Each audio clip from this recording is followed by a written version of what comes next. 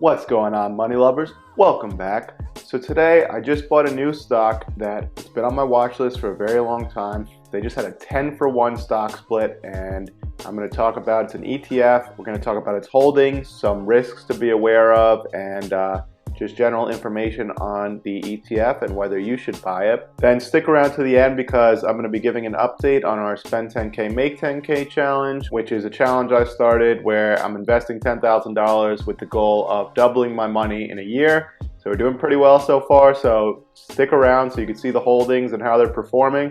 You don't want to miss this. So let's get right into it. So the ticker for the company is FNGU. And if you look at this chart here, you may be shocked. I was when I first saw it this morning that this went from $400 to $40 overnight.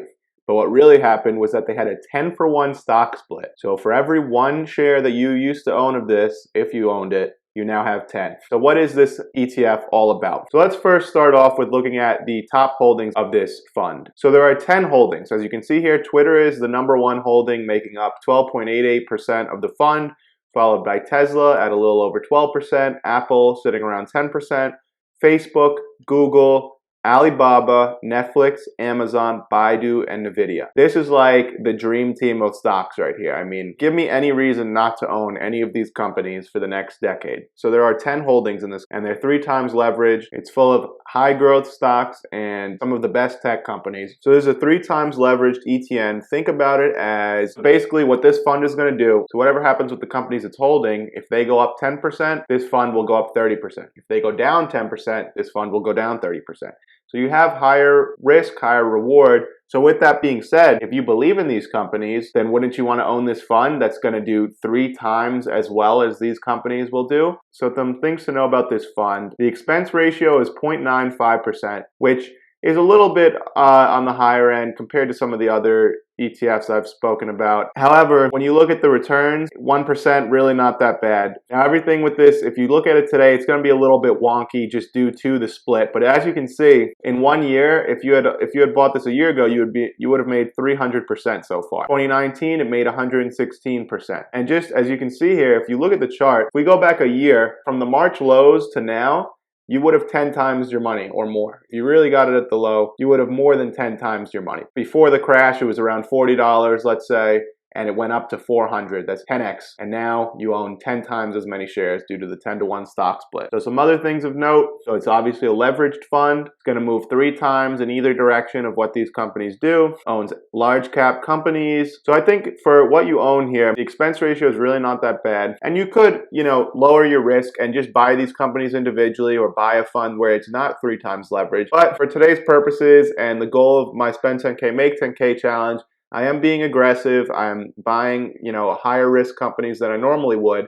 So this isn't something for everyone, but it could be something that you allocate, a very small percentage to or use your fund money on to buy. But again, I just look at these companies and what reasons would you not want to own these? I mean, I don't see any way that these companies don't continue to do very well. So if that's the case, then this fund will continue to do 3 times as well. So I normally stay away from these leverage type equities, but this is my exception here just because I think these are such strong companies. These companies probably stand to double over the next few years, and with this fund, so if they were to go up 2 times, you're going to make 6 times your money. So I think being able to hold these 10 great companies, it's worth the added risk because the future is so bright, at least to me. Everyone's situation is different. Everyone has different levels of risk tolerance. The Spend 10K, Make 10K challenge we've got here. This is a new account I started for the purposes of this challenge. This is not my main account. If you want to hear, these are my more speculative, higher risk holdings. And if you want to, learn about the companies that I own in my main accounts, check out my other videos where I talk extensively about many of the other companies that I own. So anyway, I wanted to invest $10,000 and double my money in a year. So far I have invested $7,000 and we're up 26%. Not bad so far. I started this challenge December 17. So we're less than 2 months in and I've already made $2,000. So if we stay on this track, things are looking pretty good. So if we take a look at the holdings here, I have ARKG, which this is a great ETF that I've made a few videos about. You can check those out on the channel. So far, we're up 14% on that. Some of the account funds are in cash here. That's what this SPACs is. So I'm waiting, for other opportunities. Like I said, I have another $3K to throw at this. I didn't want to put everything in at once for obvious reasons, if they're, you get in at the wrong time and then there's a crash. But probably in the next, coming weeks and couple months, I will end up being fully deployed here with my cash. Next up, we have Virgin Galactic, ticker symbol SPACE, SPCE, which we've made 127% so far, doing very well there. FNGU, I just bought this morning. I got 25 shares at around $40 each. IPOE, another SPAC that we're up 90% on. This is going to merge with a company called SoFi, which is very interesting. I made a video on that. You can check out on the channel as well. Think about them as a competitor to Robinhood and Square, and just online banking where you can kind of do everything in one place. You can have your banking, your investments, your retirement accounts, college savings, mortgages, things like that. They want to put it all on one platform. It's very popular, and I think the future is promising for that company. Next up, we have Grayscale Bitcoin Trust.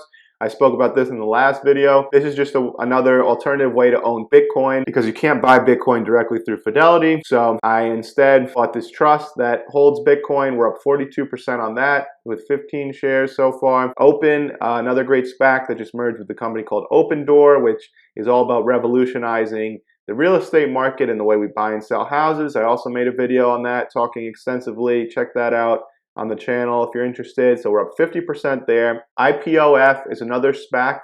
SPACs are special purpose acquisition companies or blank check companies. We're up 20% on that. IPOD, 8%. Clover Health, we're down 24%. One of our rare losses here. And I think that things are going to turn out okay for this company, but there has been some drama as of late. If you want to hear more about that, let me know in the comments below and maybe I'll make a video on it. Next up, we have DraftKings. I just bought this the other day after I saw it's been another company that's been on my watch list. I think the sports gambling arena is going to be a huge industry. I only bought 4 shares. I'll probably add to that.